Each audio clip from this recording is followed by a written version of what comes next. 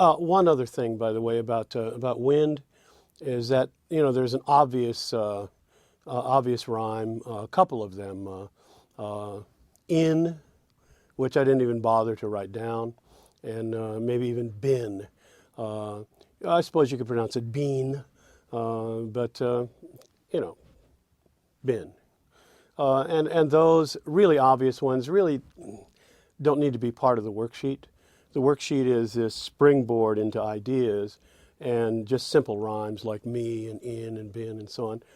As you actually go into the construction of the lyric, they may present themselves as you write your lines, but it's not necessary to include those in your worksheet, which is really a worksheet of concepts and a way of knitting together this sonic fabric. So let's look at a hobo. Note that the stress of hobo, strong, weak, that the accented syllable is the first syllable. Now, when you are looking for rhymes, rhyme is almost always a function of your stressed syllables. So here it's the ho of hobo that you're really going to want to match. And I don't think that it's important here, since hobo is not in rhyming position, and if it was in rhyming position, I probably wouldn't rhyme it. Because what have you got for hobo? Something like go slow, but go slow moves the opposite of hobo. And so it's going to be a difficult thing to do. And so what I'm going to try to do really is just find echoes of that long O sound. Places where I can work with the O of hobo, maybe inside the lines. But again, mostly what I'm looking for here are ideas to deal with. So the first thing I'm going to do with hobo is drop the bow and simply do long O rhymes. Now note that here we have a long O rhyme. And because it is ending in this long vowel, even though we did hobo, it's ending in this long vowel O, there are no family rhymes for it. Because family rhyme, as you remember, depends on there being consonants after the vowel sound. So since there are no consonants here, we're dealing with either perfect rhyme or we're dealing with additive rhyme. So perfect rhyme, obvious one, blow. The wind blows. It has a flow. It can go either fast or slow. Watch it. I don't know if throw will work. But I do see the wind throwing things around. I do see the wind as throwing things behind it. I see the wind as, maybe it's not a hobo wind though, but still throw may figure into the mix. And so, yeah, let's put it down. At which point, I'm pretty much done with my perfect rhymes for hobo, or for ho of hobo. And so let's start looking for additive rhymes. The least sound that you can add is your voiced plosive. So we get something like rogue. I was thinking maybe of robe, or road. Road for me may work. We certainly have path, and so let's put down road, adding the not very sonically present d sound. If we're talking about singing hymns, maybe we're dressed in a robe, but robe doesn't give me that much. I'm not going to write that down. But certainly road, and then rogue. Rogue I like, because certainly that's what I want to do. I want to go rogue. I want to I want to unstick myself and go with the wind. So rogue gives I don't know, gives a nice sort of overtone to this hobo. and might be something very nice to plant, maybe in the line before the title line comes, or a couple of lines before it. So it's close enough that it might give the hobo just a little bit of boost. We can go to the unvoiced plosives, and certainly we have a word like hope. Hope. Where we use the P, we have, I'm going to put on my coat, adding again the T, throat. And so working through the plosives, which is the least possible sound you can add, gives some really nice opportunities. Hope, I think, that's what I'm looking for. That's what I'm looking for. So that's one of those words that says, yeah, you could use me. So I say, all right, I'll write you down. And whether I use it or not, I mean, I'm not committing. I'm just saying, yeah, come on. And then let's get to some less stable possibilities. I mean, there's things like, in the fricatives, there's things like rove, although it doesn't really seem like a word that, as you rove. I don't know. I don't know if I've ever used the word rove in my life. Maybe somebody else does all the time. I don't. For me, it doesn't feel natural. And so I get to the nasals and I find moan, moan, hobo, moan, moan. I like that. I like moan. Moan, gets a little check mark from me because certainly it resonates, because as I'm listening to the wind outside, I hear it moan. That may be a nice piece of sense-bound material to maybe even start the song off with. If we want to now go into a couple of two-syllable things, we might get broken. We might get broken, or we might get smoke. Smoke. Working here, again, we're just looking for ideas. What would smoke do? What would smoke disappear like smoke? Some possibilities there. That's what I would like to do from this place. I would like to disappear like smoke. And then, of course, rise with the wind and so on. And there's a lot of texture there with that idea.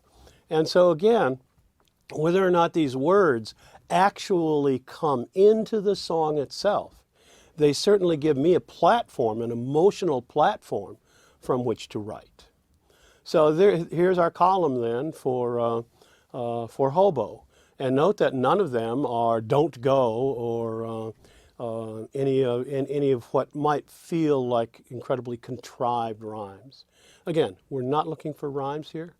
We're looking for ideas, and when we find ideas that have these vowel sounds, we're looking on two levels simultaneously, which is a good thing.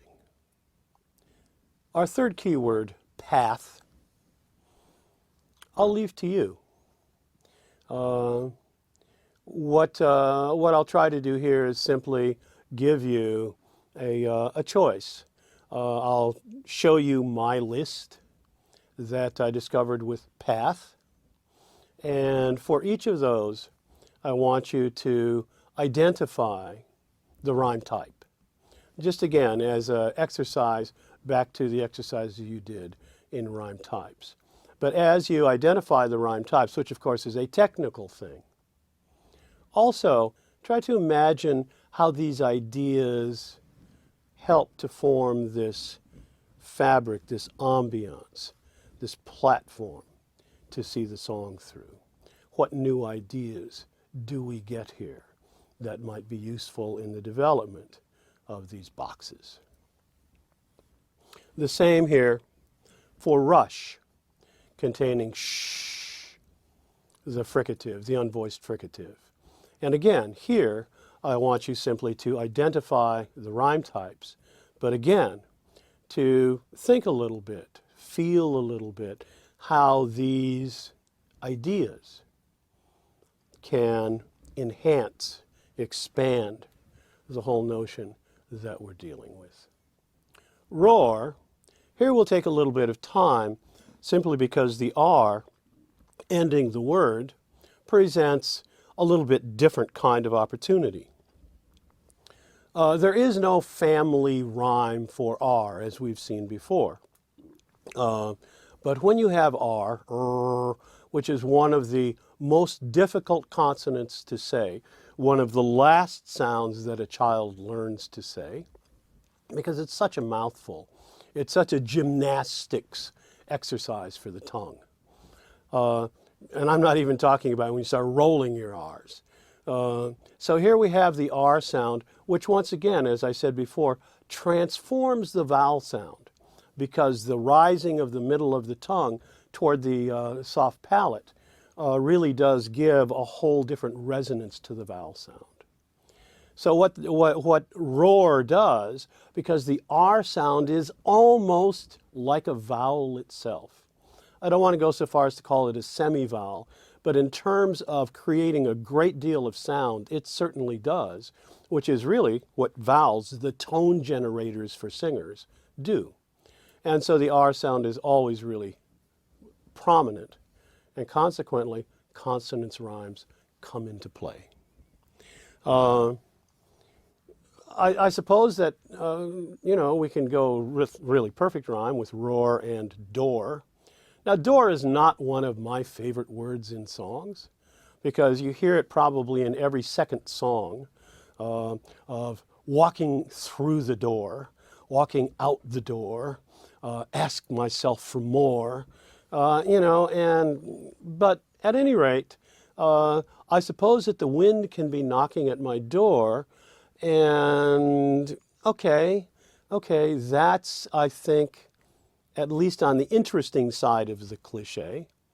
And so door will be there. But, it just barely made it in. Just barely.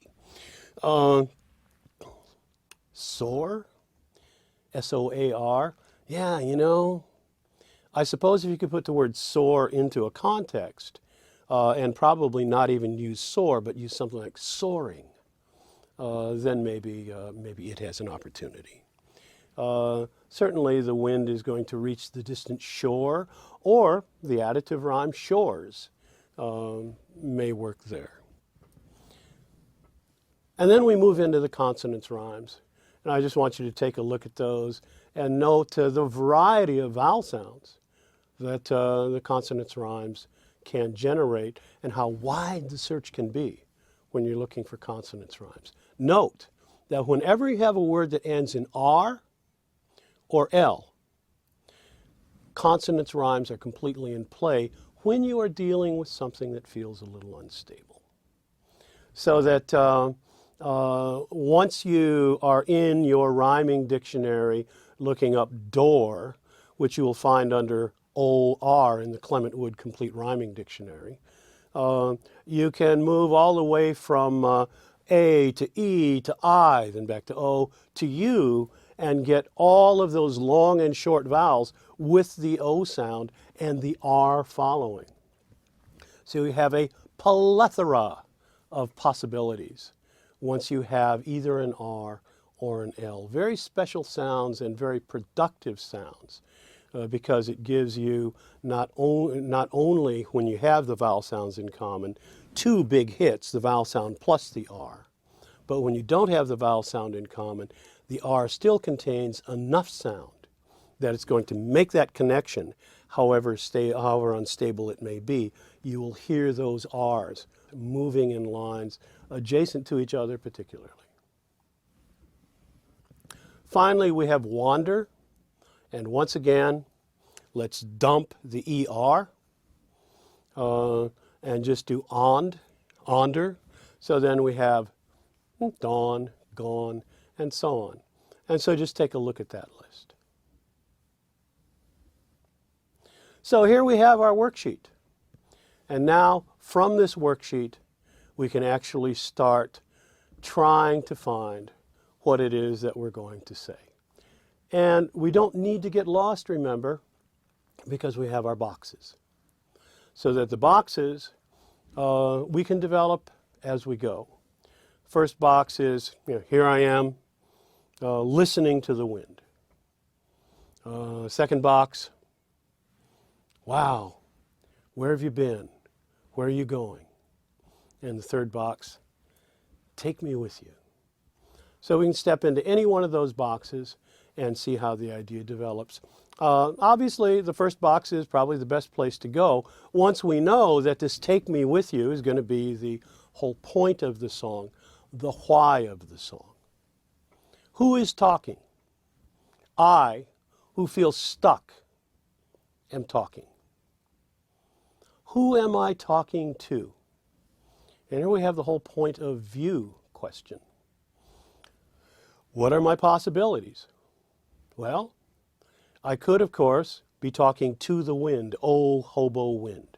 Kind of like that. I could be talking about the wind. Yeah, I was listening to the wind, and I was enthralled by it.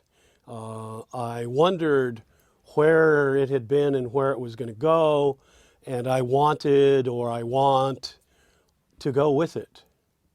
There's a real question for me of why I would be telling the world in general about my obsession with the wind.